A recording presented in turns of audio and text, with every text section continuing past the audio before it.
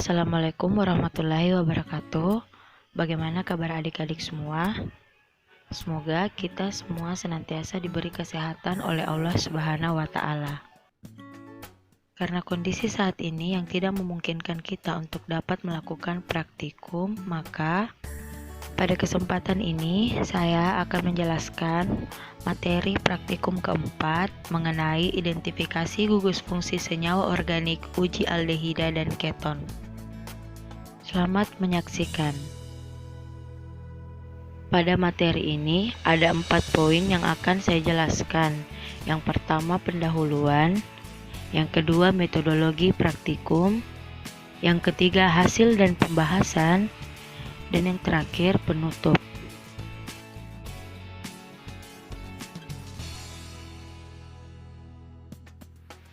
Sebelum saya menjelaskan lebih lanjut mengenai pengujian aldehid dan keton, pertama-tama saya akan menjelaskan apa yang dimaksud dengan aldehid dan keton.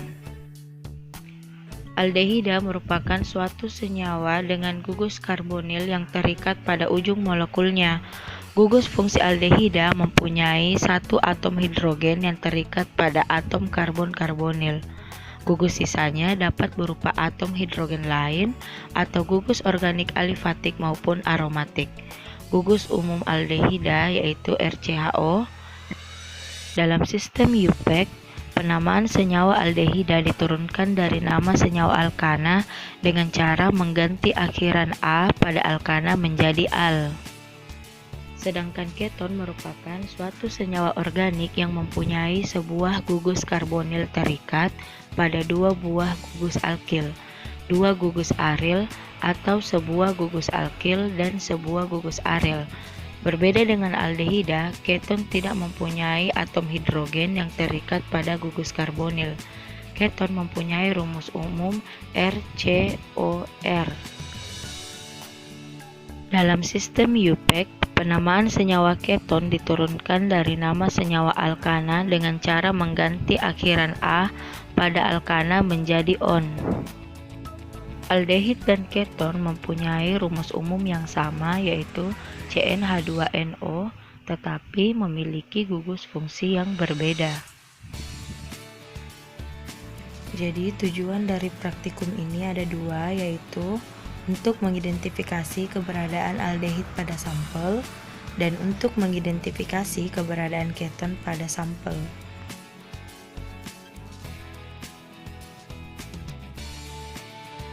Alat-alat yang dibutuhkan pada pengujian aldehid dan keton yaitu hot plate, tabung reaksi, pipet volume, rak tabung, pipet tetes, dan bulb. Sedangkan bahan yang digunakan pada praktikum ini yaitu aseton, Vehling A dan B, etanol 95%, fenilhydrazin, AgNO3 5%, NaOH 5%, dan amonia. Pada pengujian aldehid dan keton terdapat 3 prosedur kerja, yaitu pengujian pertama dengan menggunakan reagen 2,4 dinitrofenilhydrazin. Adapun prosedurnya yaitu aseton sebagai sampel dimasukkan ke dalam tabung reaksi sebanyak 2 tetes, kemudian ditambahkan 2 ml etanol 95%. Selanjutnya ditambahkan 1 ml larutan fenilhydrazin dan dihomogenkan. Jika tidak terbentuk endapan, maka dipanaskan dengan spiritus dan diamati perubahan yang terjadi. Yang kedua, tes Vehling. Adapun prosedurnya yaitu aseton sebagai sampel dimasukkan ke dalam tabung reaksi sebanyak 1 ml, kemudian ditambahkan dengan 1 ml reagen Vehling A dan ditambahkan 1 ml reagen Vehling B dan dipanaskan selama 5 menit. Kemudian diamati perubahan warna dan endapan yang terbentuk. Yang ketiga yaitu testolens. Adapun prosedur kerjanya yaitu aseton sebagai sampel dimasukkan ke dalam tabung reaksi sebanyak 1 ml, Kemudian ditambahkan Ag-NO3 5% sebanyak 1 mili. Selanjutnya ditambahkan NaOH 5% sebanyak 1 ml dan ditambahkan 5 tetes amoniak. Setelah itu dipanaskan selama 5 menit dan diamati endapan yang terbentuk.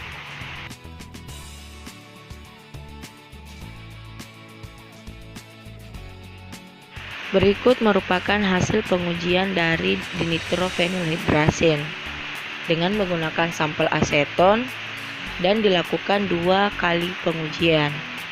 Reagen digunakan itu fenilhidrazin dan etil glikol. Adapun hasil percobaan yang didapatkan dengan 2 kali pengulangan tersebut yaitu untuk reagen fenilhidrazin didapatkan hasil kuning kemerah-merahan, sedangkan dengan menggunakan reagen etil glikol tidak ada perubahan yang terjadi.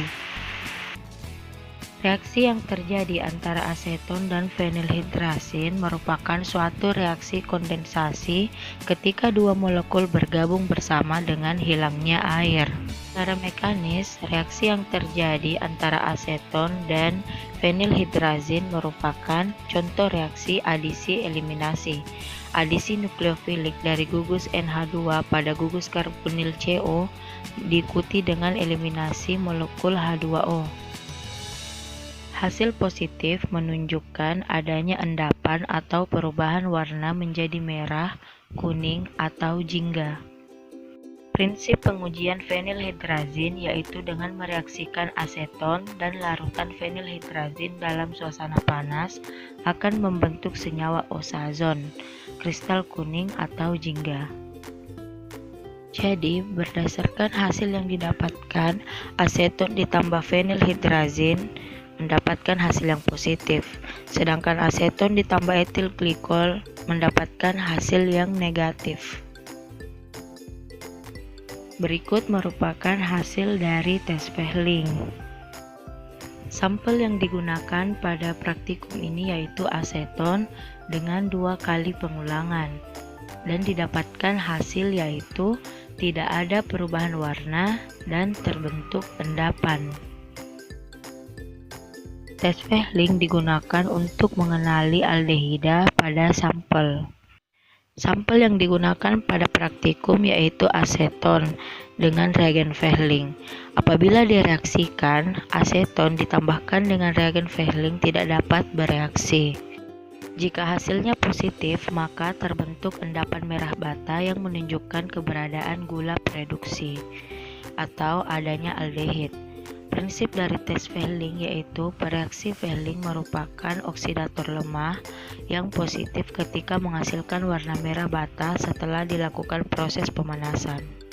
Jadi pada pengujian Fehling, apabila aseton ditambahkan dengan larutan Fehling, maka tidak adanya perubahan warna yang terjadi, hingga hasil yang didapatkan telah sesuai dengan teori yang menyatakan bahwa aseton merupakan salah satu jenis keton yang sederhana. Hasil yang didapatkan pada pengujian Tollens dengan menggunakan sampel aseton yaitu terbentuknya endapan warna hitam setelah sampel direaksikan dan dipanaskan selama 5 menit. Kemudian pembahasan mengenai uji Tollens. Nah, seperti yang diketahui bahwa uji Tollens bertujuan untuk membedakan aldehid dan keton berdasarkan sifat kemudahan oksidasi. Tidak terdapat reaksi yang terjadi apabila aseton sebagai sampel ditambahkan dengan reagen Tollens. Hal ini disebabkan karena keton merupakan reduksi yang lebih lemah daripada aldehid. Zat-zat pengoksidasi lemah seperti reaksi Tollens tidak dapat mengoksidasi keton. Sehingga hasil positif yang didapatkan pada pengujian Tollens yaitu terbentuknya endapan cermin perak pada dinding tabung reaksi. Prinsip pengujian Tollens yaitu reagen Tollens akan terjadi reaksi reduksi dan oksidasi pada sampel.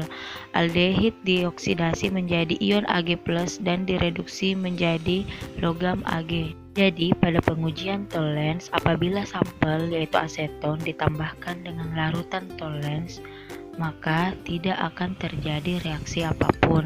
Hal ini telah sesuai dengan teori yang menyatakan bahwa aseton merupakan salah satu jenis keton yang sederhana.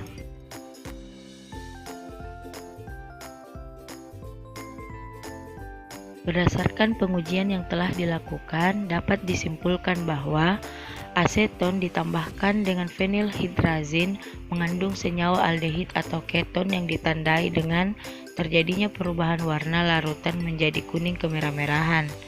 Yang kedua, aseton ditambahkan dengan pereaksi Tollens merupakan senyawa keton ditandai dengan terbentuknya endapan berwarna hitam. Yang ketiga, aseton termasuk dalam senyawa keton karena tidak dapat bereaksi dengan Fehling. Sekian penjelasan materi dari saya. Lebih dan kurangnya mohon dimaafkan. Assalamualaikum warahmatullahi wabarakatuh.